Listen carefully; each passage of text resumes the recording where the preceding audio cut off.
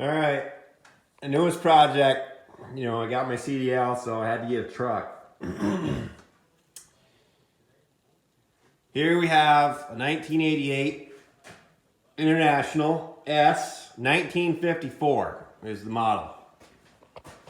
And as you can see, it does barely fit in our little shop here. But it fits, so what do you do? Body's in good shape. It's a Bibadoo body. It's got a nice hydraulic tarp that is in good shape. The frame is excellent. That's kind of why I bought it, even though it's an 88. It does say it has 300,000 miles on it. Who knows? Could be right, could be wrong, could be a different dash, we don't know. It's got aluminum wheels on it, Alcoa aluminum wheels. It's a nice little feature. Chrome bumper on the front. The paint's in decent shape. Hasn't been any accidents or anything like that. Unfortunately, as you see the lights in the cab here, the only accident was they never washed out under the cab. Now, I don't believe it was driven in the salt in the winter or anything like that. This is a super common problem with S1900s. We have two others here on the farm. Well, we sold one last summer, but we've had these trucks around on the farm forever. The good old reliable trucks, the International DT466, a good engine. But unfortunately here under the cab, the tire spits up, right in this area, kind of just the way the tire turns and makes the air turn, the dirt kind of comes in here. And it just settled in here and rotted this floor out a little bit. So we got it all cut out. See the big holes over there.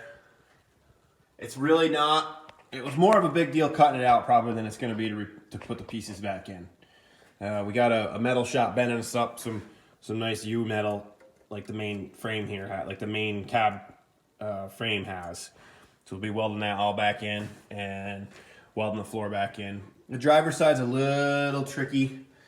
See the clutch actuating rod was hooked to the floor, so cutting around that was a little tricky, but it's in good shape and salvageable. So other than this, we did put a clutch in it. Put a clutch in there the other day. Took whatever, I don't know, 6 or 8 hours total, I guess, to get it out and get the new one back in and all that. So yeah, the driver's seat got a hole in it or whatever. Driver's seat's used up. I got another seat, no problem for that. Good seat.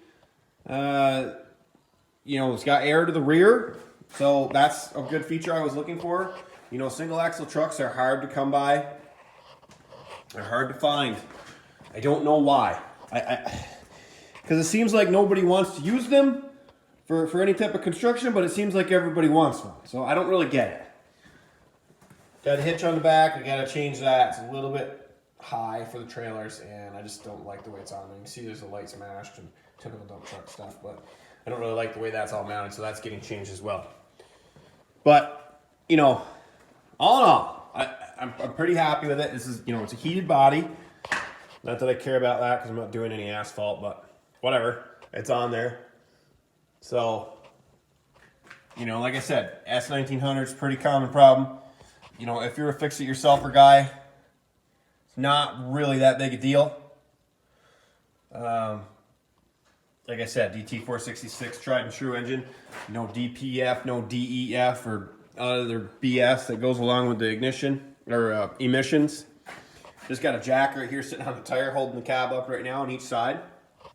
But that's the thing, I didn't necessarily want to buy a truck this old, but what are you going to find? If you go to 2007 or 8, 2006, some of the pre-emission stuff, they kind of don't exist because the guys are still using them, or if they are for sale, they're a ton of money and they're fairly wore out.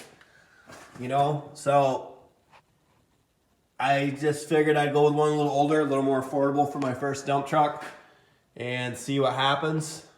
See if I can make it work and maybe make a little money with it, at least use it to haul my excavators around.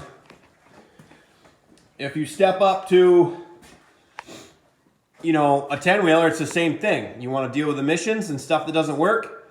Well, from 2008 or 9, basically when all the companies were doing it, up to like 2012 even, they're nothing but issues. It doesn't seem like until after 2012, 2013, when they started figuring out some of the emissions stuff and getting them to work.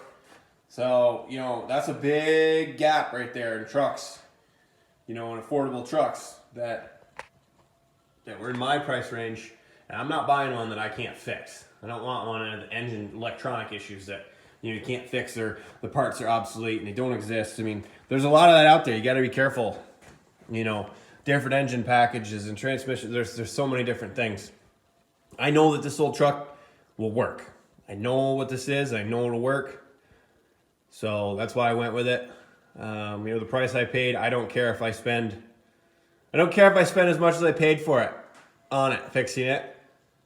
And I won't. But even if I did, it's still a darn good truck. So we'll just go from there.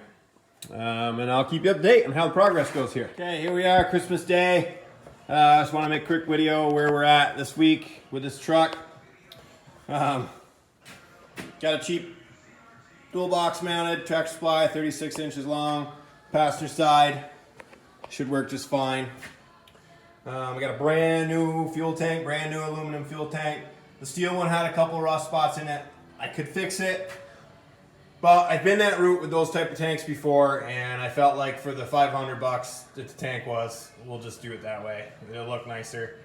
Got some strapping gluing on there right now for the tank to sit on. Let's see. Haven't done anything to the back yet. Got the air tank back in, cleaned up, painted, steps back on. Most importantly though, we got the floor done. Sorry about that light. Let's get that light where you can see a little bit. So, as you can see, quite a lot better. We got a custom kick plate made out of stainless steel. We just bent up for this. Yeah, all custom floor here, custom made. Front of the doghouse is back in. Should do the trick.